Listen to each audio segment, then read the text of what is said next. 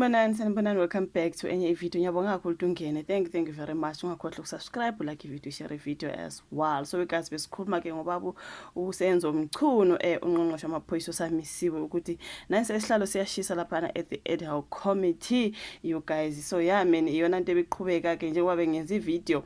I think ngingayi-uploada sekulate ke kodwa bengikhuluma ngako ukuthi kuthiwa ke sekulandela ke yena ubaba uMchunu emveni kokuthi ubaba uMkhwanazi wayetheke kuningi okwenziwa ubaba uMchunu okungamele kube kwenziwa uminister especially ematanisa nezigebengu omahlala nomkhotsi into ekanjalo you guys. So ke sibonile ke bezotestify yakhe abaningi isekela commission wamaphoyisa, sibonile ubaba uSibiya okuyukuthi naye lesi situlo ngathi simshisele kakhulu bafethu ngize ngamzwelwa hayi yabona kubaba uSibiya ngize ngamzwela hayi guys like hayi ngeke ngoba uSibiya ngeke angivumi ukunzima you guys. So sambona baba Masimula and then of course angikhuluma ubaba uMkhwanazi onguye waletha udaba ezweni sikhuluma ngoSibiya oMasimula bese kuza ke namanje ubaba ke oyena ungqongqoshe ngoba wamiswa emsebenzini emveni kokuthi ke asolwe ngalokho asolwa ngakho emva kwaleya press briefing ekababa uGeneral Nhlanhla Mkhwanazi. Okay, so kuningi ke bafethu bebekhuluma ukuthi so kuyithuba ke likababa uSenzo Mchunu ke manje ukuthi ayozikhulumela. At least I feel like he's more like he's ready.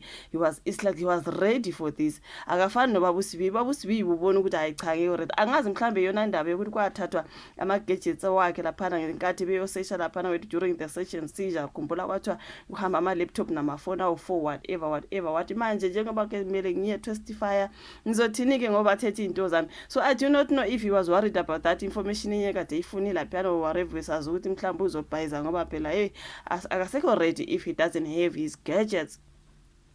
But ke ayibe kubhlungu ngoba uSibiya this time around ke ubaba uMchunu guys. Police Minister Senzo Mchunu is next in the hot seat before SAPS ad hoc committee investigating alleged corruption and political interference in the criminal justice system, right? So yeah, there's a whole lot you guys ubaba uMchunu ngathi uzimsele futhi ke ngizwile lapha namayithi I smell Mkhwanazi. Hey guys, I'm like how are you smelling uMkhwanazi manje you guys? Uyibeke ngaleyo ndlela. Suspended Police Minister Senzo Mchunu has expressed concern over the increasing crime in the country, especially in the Western Cape, saying the department cannot continue funding one unit, the political killings tax team, to deal with political killings in one province when people are killed every day around the country, which is something that sabona ke nobaba uSibiya engathi bakhuluma ngalokho ukuthi this PKTT kumele kube yiwo wonke ama province not eKwaZulu Natal kuphela. Mhlambe yona nto bebebangisa uMsenzo Mchunu because remember he is the commissioner when it comes to KZN. So bathi ke kuwo wonke ama province not only in KZN. So mhlambe that's why they were disbanding the PKTT KZN. Angazi you guys basaloku bephindelela lele lokuthi why KZN only, why not zonke ifundazwe? This is what I'm getting. So yeah you guys bayambuza ke lapha ukuthi did you have a meeting with uKhumalo, General Mkhwanazi and General Fani Masimula? Hayi wayiphendula wangathi wajikajika wangayiphendula wabesethi malema point of order Julius Malema have to interrupt every time. Umele bona iphutha, he will make sure point of order. He has to make sure izinto zenziwe ngendlela. I give it to him shem. So wavela wathi point of order. Uminister akaphendulanga umbuza ubuziwe you guys mabebuza ukuthi did you have a meeting with uKhumalo, uMkhwanazi noma Simula?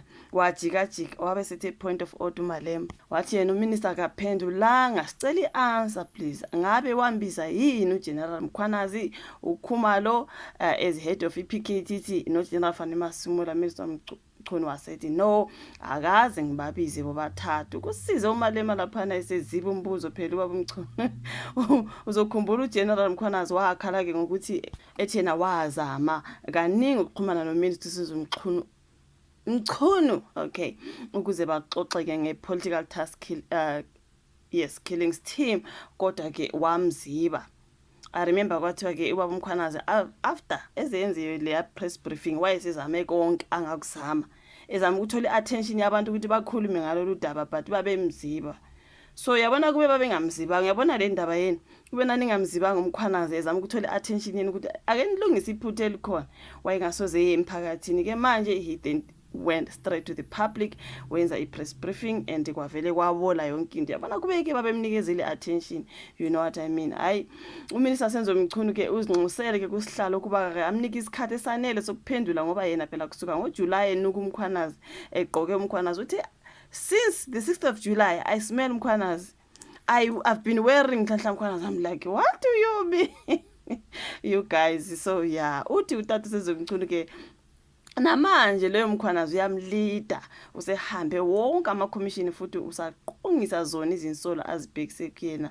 So but umbuzo wami ukuthi mayilibona iphutha, okay, he is the case in provincial commissioner, you are the minister, but ume kubona iphutha, even if you are his boss, ume kubona iphutha ukuthi wena usebenza nezigebengu into ekanjalo, yet you are the minister of police. Angithi that's the problem that you are seeing. Wasezama ukuthola attention yakho baba Mchunu wabuye wamziba. Wakumele enzeni? That's my question. Mind you are sitting in that hot seat there ngase parliament. That seat is very very hot. Kube nje wawunikeze umkhwanazi the thuba lela elifuna ukuthi ahlale nawe phansi nilungiselele iphutha elikhona kwezamaphoyisa kuba abantu abekho lana namhlanje. But ulana namhlanje naye sitting in that particular hot seat because you refuse to give umkhwanazi attention.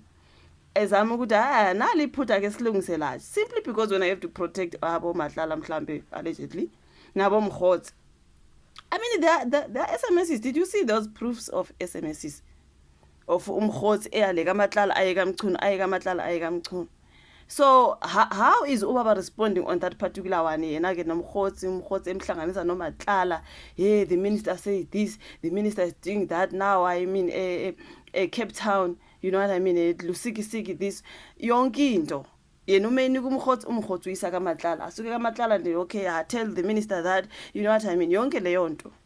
So umkhwanazi bese ne information yonke ukuthi ubaba minister ke ukhona la hlangana khona nale igebengu, right?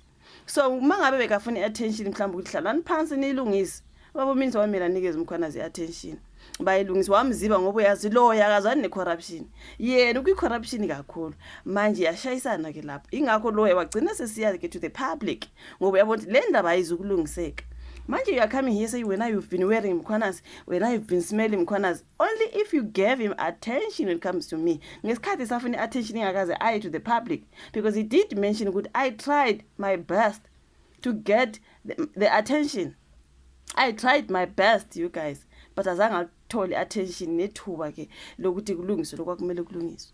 Wagcine emphakathini. That's why we saw that particular press briefing kaMkhwanazi manje ke sezikhupha zonke ukuthi nitshela this is what is happening A no B no C no D.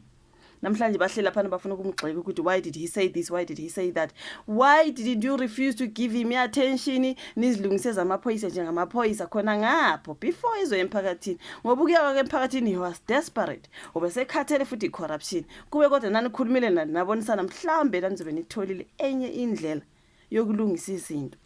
But again namncishe attention. Today you are smelling Mkhwanazi, you are walking Mkhwanazi, you are wearing Mkhwanazi everywhere because he just humiliated you to the public. According to me uye wakuhlaza mhlawumbe ubungacabanga ukuthi angayenza leyo nto, but he did.